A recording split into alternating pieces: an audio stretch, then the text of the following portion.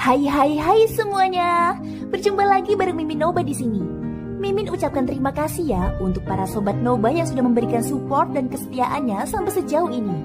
Dan juga Mimin tidak akan bosan-bosan minum pil Tika Dewa agar terus kerja membawakan episode-episode berikutnya dari BTTH Keabadian Kaisar. Pokoknya jangan bosan-bosan untuk terus mengikuti kelanjutannya. Kalau tidak, Mimin akan membuat kalian tidak bisa tertawa atau menangis. Let's go, mari kita masuk ke dalam ilusi seni radionya.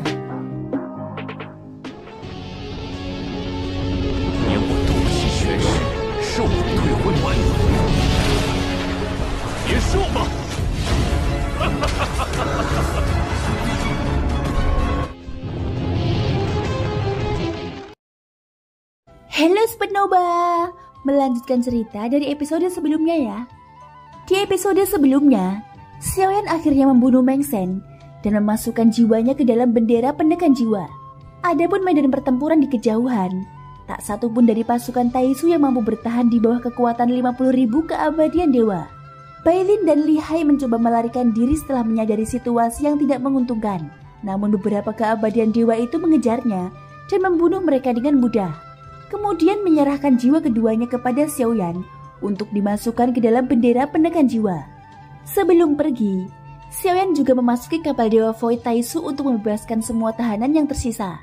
Tentu saja Xiaoyan juga tidak akan membiarkan monster Void begitu saja.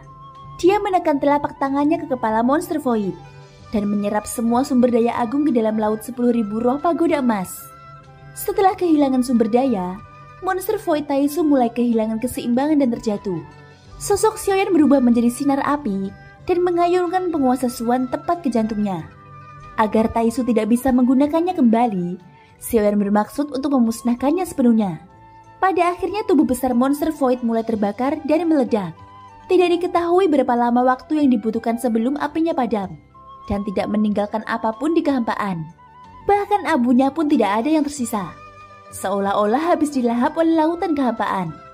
Setelah menyelesaikan semuanya, Xiaoyan dan kelompoknya pun bergegas ke kehampaan Laut Utara.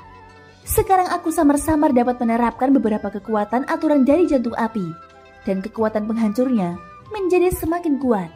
Gumam Xiaoyan sambil melihat nyala api yang berkobar di telapak tangannya.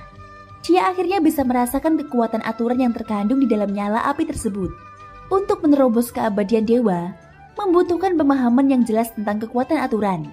Dan jalan api merupakan pilihan yang terbaik untuknya.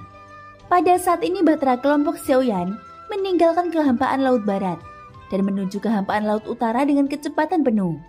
Pasukan Taisu yang tersisa di kehampaan Laut Barat akhirnya dimusnahkan sepenuhnya oleh Xiaoyan. Xiaoyan juga mengumpulkan beberapa jiwa Taisu ke dalam bendera penekan jiwa. Meskipun Xiaoyan tidak tahu banyak tentang fungsi bendera penekan jiwa, tetapi selain untuk menekan Yitian, dia meyakini bahwa bendera penekan jiwa juga memiliki kemampuan lain. Untuk memastikannya, dia hanya perlu mengumpulkan banyak jiwa hingga mencukupi. Setelah beberapa saat, kelompok Xiaoyan sudah mendekati kehampaan Laut Utara. Tatapan mata Xiaoyan tampak rumit.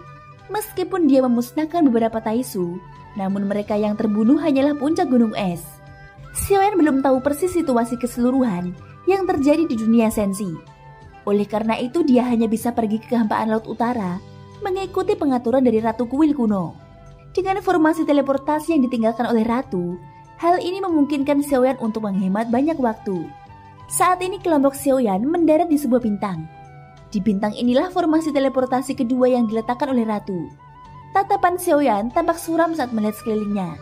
Bintang yang dulunya makmur, kini yang bisa dilihatnya hanya kehancuran tanpa adanya makhluk hidup. Semuanya berubah menjadi tanah yang tandus dan hanya menyisakan formasi teleportasi. Satu bintang dapat menampung jutaan makhluk hidup. Namun setelah intinya diekstraksi, maka tidak ada makhluk yang dapat bertahan hidup di bintang itu. Bagi manusia fana, kehancuran bintang tidak berbeda dari sebuah bencana alam, sehingga mustahil bagi mereka untuk bisa bertahan hidup. Melihat pemandangan di depannya, Xiaoyan merasa ada sesuatu yang mencekik lehernya. Dia menekan kemarahan di hatinya dan memimpin pasukan formasi teleportasi. Setelah beberapa saat, Batara kelompok Xiaoyan muncul di kehampaan Laut Utara. Kehampaan Laut Utara merupakan lautan kehampaan yang paling misterius di sensi. Tidak hanya dunia bawah yang berada di dalamnya, tetapi ada banyak makhluk dan ras misterius yang hidup di laut kehampaan. Alasan utama mengapa kehampaan Laut Utara terhindar dari invasi dan Taisu tidak berani pergi ke sini terlebih dahulu, itu dikarenakan reputasinya yang tinggi. Di dunia bawah, ada begitu banyak sekte dan keberadaan yang sangat kuat. Misalnya ada Raja Tianzang. Sejak saat itu, kekuatannya sudah berada di ranah keabadian dewa. Sekarang setelah lama berlalu, bahkan Xiaoyan tidak bisa membayangkan kekuatan seperti apa yang dimilikinya. Kehampaan Laut Utara berbeda dengan laut kehampaan lainnya. Lautan kehampaan di sini tidak gelap gulita, melainkan kabur seperti kabut sehingga membuat jarak pandang seseorang sangat terbatas. Xiaoyan masih ingat bahwa ketika dia terakhir kali datang ke sini, tidak ada kabut di kehampaan Laut Utara. Jelas sekali bahwa kehampaan Laut Utara telah meluncurkan pertahanannya. Kabut misterius ini dapat menciptakan kebingungan dan perangkap waktu. Bahkan jika Taisu berniat memasukinya, maka makhluk sensi akan memiliki banyak waktu untuk bereaksi. Selain itu, kabut ini juga dapat menyembunyikan bintang-bintang. Pada saat ini Bahtera kelompok Xiaoyan perlahan-lahan bergerak di laut kehampaan. Setelah mereka tiba di sini, Xiaoyan tidak tahu di mana lokasi dunia bawah. Bagaimanapun dunia bawah terus bergerak. Jika dia hanya mengandalkan persepsi spiritualnya untuk menjelajahi lebih jauh, itu hanya akan memancing eksistensi misterius di kehampaan Laut Utara. Aku tidak tahu pengaturan apa yang dibuat oleh Sang Ratu. Petunjuk yang dia berikan padaku hanya sebatas memintaku datang ke kehampaan utara. Namun sekarang tidak ada petunjuk apapun lagi. Jangan katakan bahwa dia ingin aku terus berjalan tanpa tujuan. Xiaoyan tidak tahu harus kemana, hanya bisa bergumam dengan getir. Tanpa arah yang pasti, Xiaoyan hanya bisa memperlambat kecepatan Bahtera Tabut. Namun setelah beberapa saat, salah satu eksistensi keabadian dewa di sampingnya tiba-tiba saja berbicara. Sepertinya ada Bahtera yang menuju ke arah kita. Semuanya harap berhati-hati. Di antara 50.000 keabadian dewa ini, tentu saja tidak sedikit orang yang memiliki kekuatan jiwa yang kuat.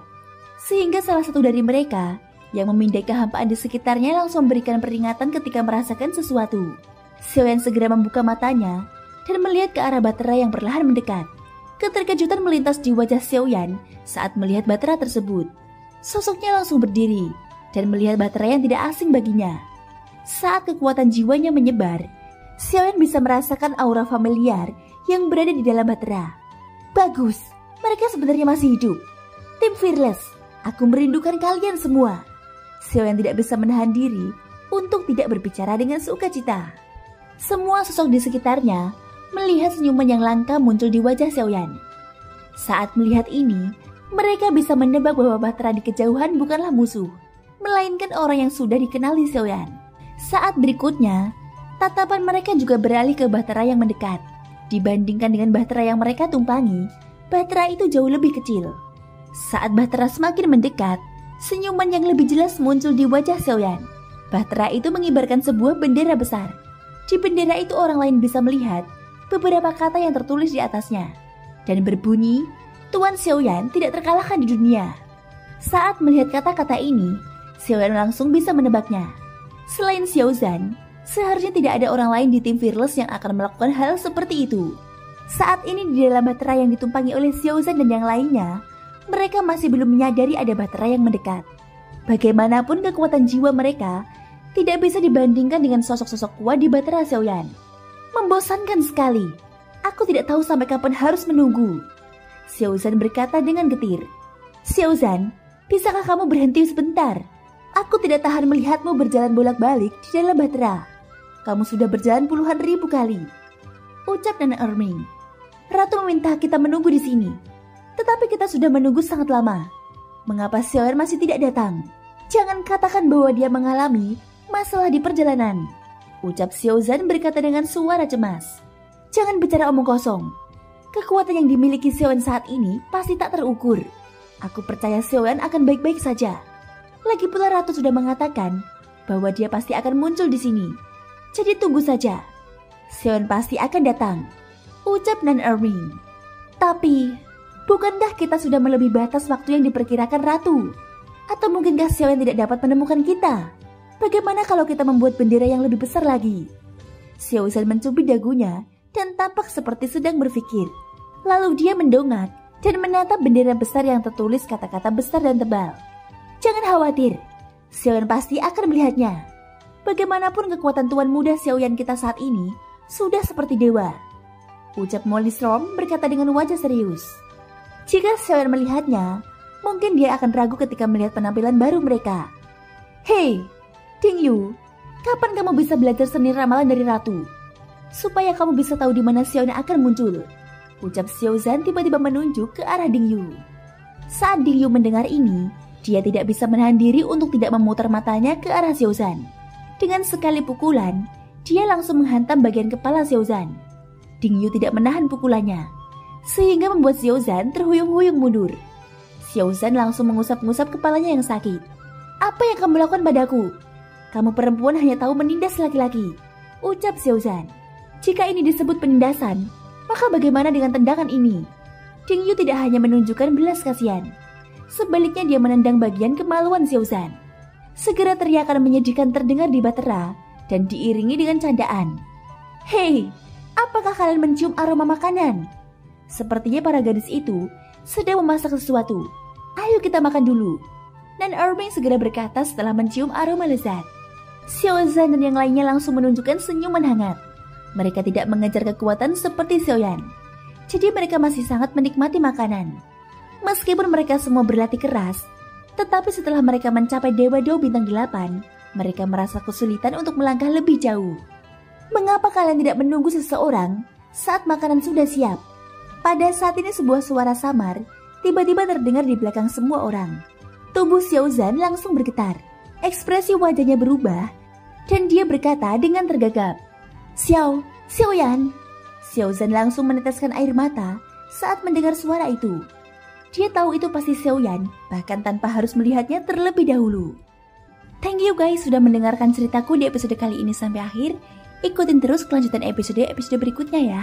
Semoga hari kalian menyenangkan. Sampai jumpa dan bye-bye.